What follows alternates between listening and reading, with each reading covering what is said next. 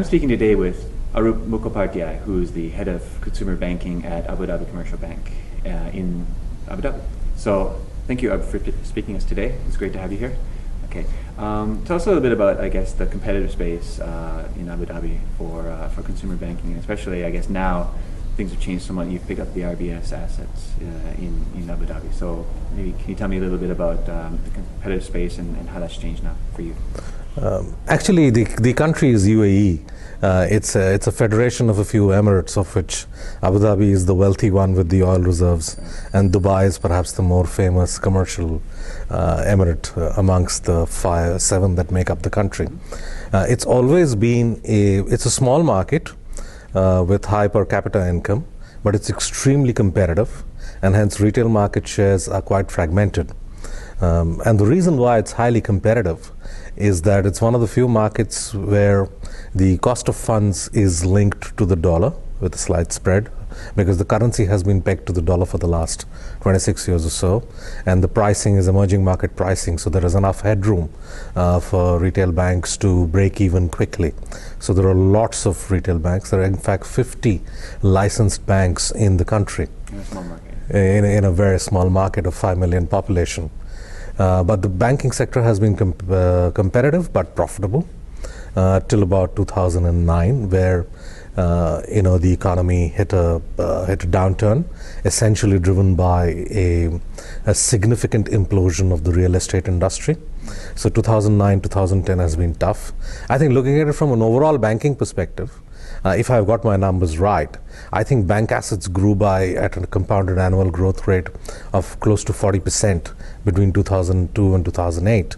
And after that, 2009 has been a flat or a decreasing year. And I think 2010 also we'll see balance sheet growth in the region of 4 to 5%.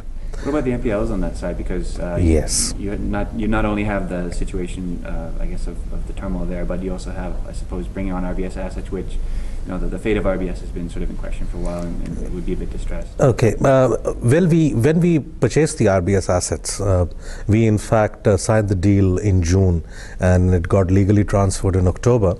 This is the RBS retail business in the UAE, which is the erstwhile ABN AMRO business that existed in the UAE. So while they were doing the RFP, or the memorandum document for the acquisition, it was a loss-making business. But in 2010, the business actually turned the corner, so we've taken over a profitable retail franchise. But overall, NPLs in this market have risen in 2009 and 2010. It's a peculiar market in the sense that about 80% of the population is a non-resident population. So when there were job losses and salary cuts in the first half of 2009, so the banks, including the retail banks, I think worst hit was credit cards and all the other products taken into account.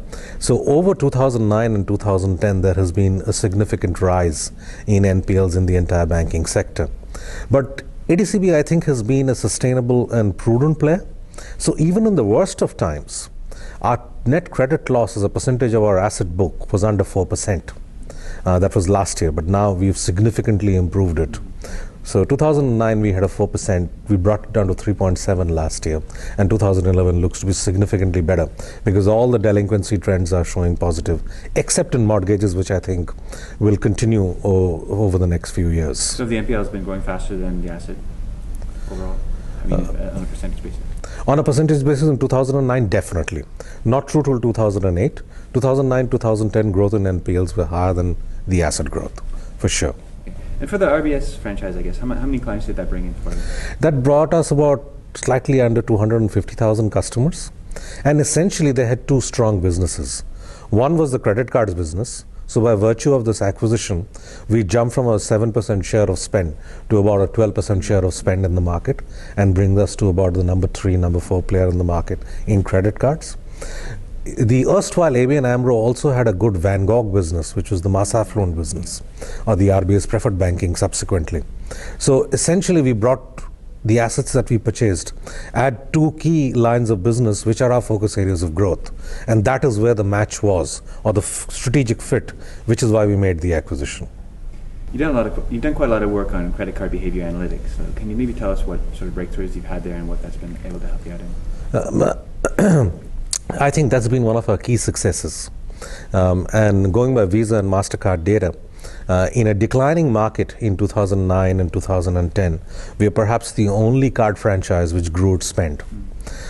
We've done some pretty innovative things. There are two, I think, main things that I will take out of that. Number one, traditionally, banks have depended on value segmentation, so income, demographics, etc.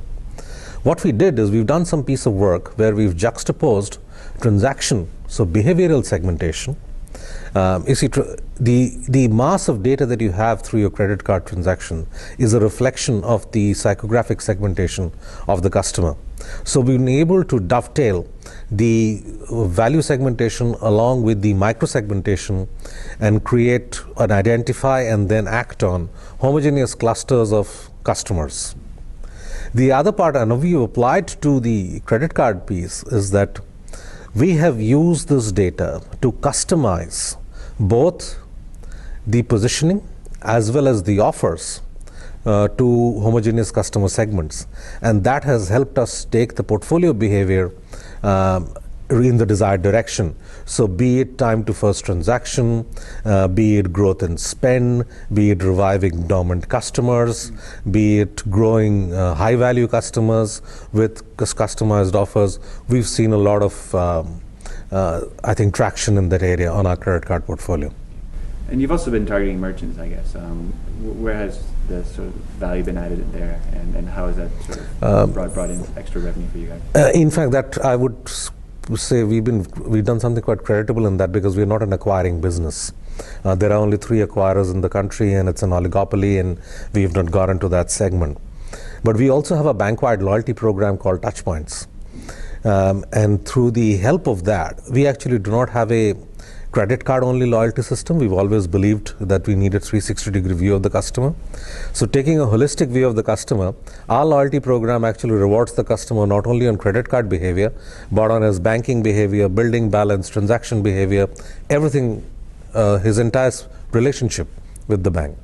Now what happens is we've then gone and built up merchant relationships with various categories so that customers have a wide choice for burn. So we have tie-ups with the 2 airlines in the country, Emirates Airlines and Etihad. In fact, we have a co-brand with Etihad. We have tie-up with about 146 merchants, running from jewelry to cosmetics to grocery stores. We have tie-ups with travel agencies. So we basically tried to cover the entire spectrum. And recently, utility bill payments with the utility providers, petrol stations for fuel. So today customers can redeem their touch points across a wide array of products. And as the merchants see that by doing customized programs and in partnership with them, we are able to drive spend back into their outlets, they become more and more amenable to participate in the program. Okay, great. Well, thanks, Robert, for taking us through those points. Sounds like quite an interesting franchise. Thank you.